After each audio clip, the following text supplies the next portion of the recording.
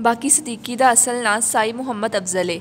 ਆਪ ਟਕਸਾਲੀ ਦੇ ਇੱਕ ਪਿੰਡ ਸਾਹਾਮ ਵਿੱਚ 1909 ਨੂੰ ਪੈਦਾ ਹੋਏ। ਨਿੱਕੀ ਉਮਰੇ ਯਤੀਮ ਹੋ ਗਏ ਤੇ 10ਵੀਂ ਜਮਾਤ ਪਾਸ ਕਰਨ ਮਗਰੋਂ ਇੱਕ ਪ੍ਰਾਇਮਰੀ ਸਕੂਲ ਵਿੱਚ ਮਦਰਸ ਹੋ ਗਏ। ਫਿਰ ਮੁੰਬਈ ਜਾ ਕੇ ਫਿਲਮੀ ਕਹਾਣੀਆਂ ਤੇ ਗੀਤ ਲਿਖਦੇ ਰਹੇ। ਕੁਝ ਚਿਰ ਫੌਜ ਦੇ ਮਹਿਕਮੇ MES ਵਿੱਚ ਕਲਰਕੀ ਕੀਤੀ। ਜਦੋਂ ਰਾਵਲਪਿੰਡੀ ਪਰਤੇ ਤੇ ਇੱਕ ਹਫ਼ਤ ਰੋਜ਼ ਰਸਾਲਾ ਰਾਹੋ ਮੰਜ਼ਲਾ ਦੇ ਅਦਾਲਤੀ ਅਮਲੇ ਵਿੱਚ ਸ਼ਾਮਿਲ ਹੋ ਗਏ।